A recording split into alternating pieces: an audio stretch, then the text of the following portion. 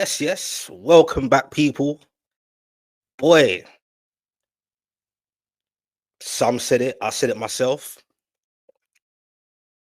If Isak doesn't travel to Singapore for the game against Arsenal, the noise is just going to continue from everyone. Newcastle fans, some Newcastle fans, other fans, definitely Liverpool fans, and myself. See one or two people saying, nah, he's just injured. Everyone calm down. The way the transfer market in this window for us is going on at the moment, and certain positions upstairs are not being filled, bar one that came recently. Supposedly, we're getting a new sporting director, or looking at one of Eddie House people or so-called friends. Ross Wilson, I believe, from Nottingham Forest. So along with that, and the whole Isak saga, you could call it a saga. It's a bloody madness. You can't be telling people to calm down, not in my opinion. You're gonna be a bit concerned, bit worried, need some more clarity. And then when you hear stuff like this, you're gonna kind of make up your own conclusion. Now, for me, something smells fishy. It smells like bad pom pom after a Friday night out on the strip. Something ain't adding up. Something ain't right. It's coming out from Newcastle sources, if you're led to believe that he had a precautionary scan and it came back clear. That's what I'm hearing. It could be right, it could be wrong. I'm just going by what I'm reading, which everyone does. And that creates noise or conversations and debates and so on.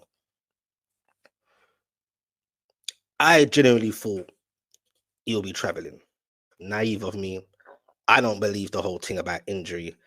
Maybe he has. Maybe he's got a slight something. Maybe, and it's not a dig at Isak, but maybe could be hiding behind that. Or maybe Eddie Howe is so-called protecting him again. Who knows? Fuck knows. But something ain't adding up. It just makes everything even more. It's just all negative right now. You're hearing about offering him a contract. You don't know if that's true or not. You're hearing he wants £300,000 a week, and so be it. If we value him the way we value him, I don't know what's going on with that. No one really speaks out. In the Amanda days, there was a bit of communication, some clarity between, the hierarchy and the fans. I'm not saying they have to always speak out, or you know what I mean. Every minute you got to answer everything or questions, but right now it's not really for me. Speaking for me, not all Newcastle fans, but I speak for some who feel the way I feel. It's all a bit of a madness right now. It's all a bit of a mess. And even if you got a slight niggle or whatever, I know going on a plane can affect certain things, and but nah, the way these guys travel, you get what I'm saying, top expenses, they're well looked after. I'm not buying that. I swear Hall is slightly still recovering. I see Joe Linton, he's gonna be in the plane from what I've seen. So to me, it don't add up. Something don't seem right. We can only assume. So I assume his head is definitely being tampered with. Is he literally unhappy, or is he just weighing up his options? I say he's probably unhappy the way certain things have gone on with contracts and lack of ambition. As it stands, I'm not saying the lack of not trying, but we got Alanga in that took long, trying to compete and get certain targets. There's a bit of context to that, but I'll get into that in a bit in terms of PSR is now doing what it's designed to do to the likes of Newcastle, especially when the takeover came. That's when those rules came in. We all know what it is. Some will beg to differ, but I know what it is. So for me personally, shit stinks. Going into this friendly against Arsenal, I would look at it as a competitive friendly in terms of definitely trying to get fitness, speed up, competitive, see where we're at. And you would like to think we'd have a few signings, Barges Elanga, to embed Eddie Howe's ideas and just get understanding between the players, how they work together, etc., etc. And if Isak is to stay anyway, that's not good preparation thus far for the coming up season. I swear we're just less than a month away from the Premier League starting. And it ain't looking good, man.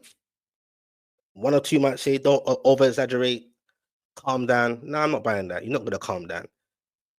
You got your most valuable asset, the most sought after strikers in the world right now. We're trying to compete. Targets are rejecting us. Certain people upstairs are moving a bit amateurish. That's a concern. Are we going to sign any more players? I think we will. There's talk of Wisa pissing about a bit, offering 25. Hearing they're going to come back with 30. Hearing Brentford want 40 plus add-ons. Some say, oh, he's 29. Well, he's not 29 yet, but 28, 29. But is there sell-on value and all this nonsense? Man, players are fit these days. I don't give a fuck what your age is. If you can add something to the squad, and we need to add to the squad, he's proven, then so be it. So we see where that one goes. But damn, yeah, this is not what I wanted to hear. Certain fans spoke about it. I spoke about it. But I said it in a jokey way, thinking, nah, that's the one that everyone's going to be looking out for.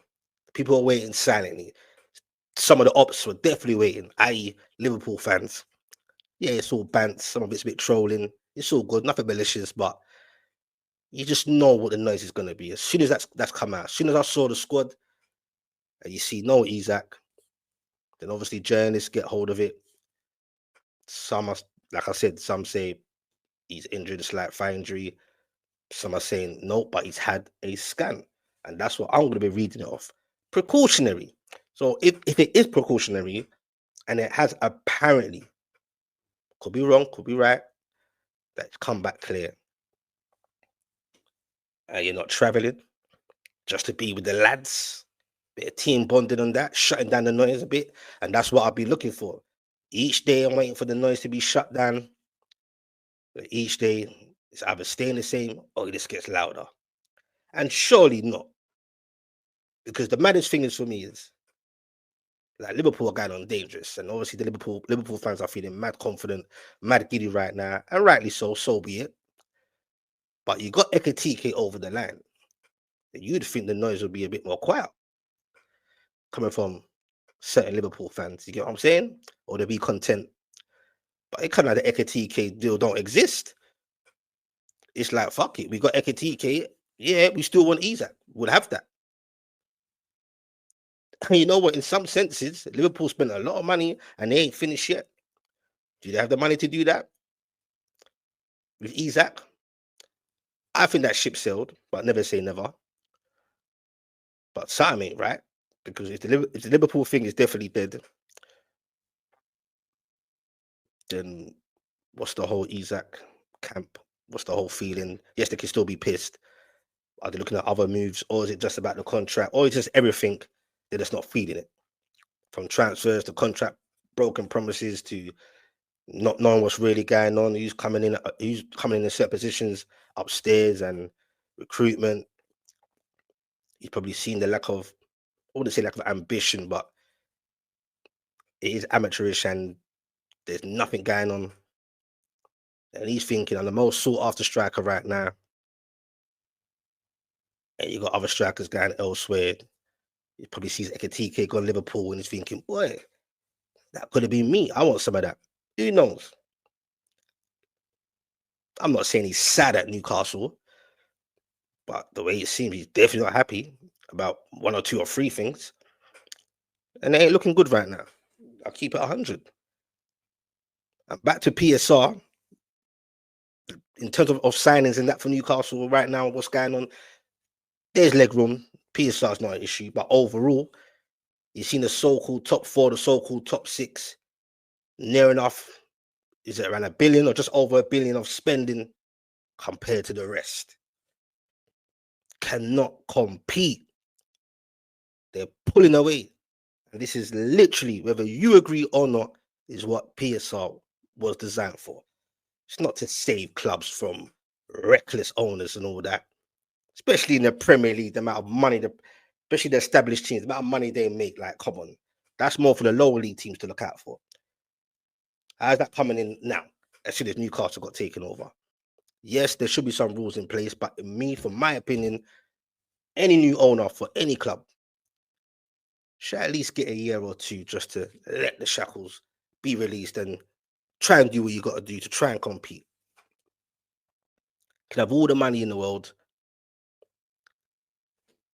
but the PSR restrains all of that. And it ain't fair. Me personally, it's not fair. I think it's disgusting. The likes of Chelsea and the cities that done all that beforehand, had success on the pitch, elevated their marketing, and then so on, and they can go on.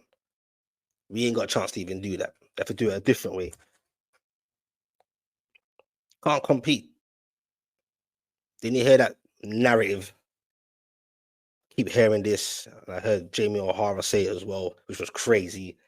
The lure of Newcastle, it's not London. Newcastle's cold. Like, what the fuck? Like, as if London ain't cold as well at times. You get what I'm saying? London ain't the being all, I'll tell you that. Not where I'm from anyway. I'm not suggesting players will be hanging around where I'm from. Believe that. They won't be. Newcastle's a beautiful place.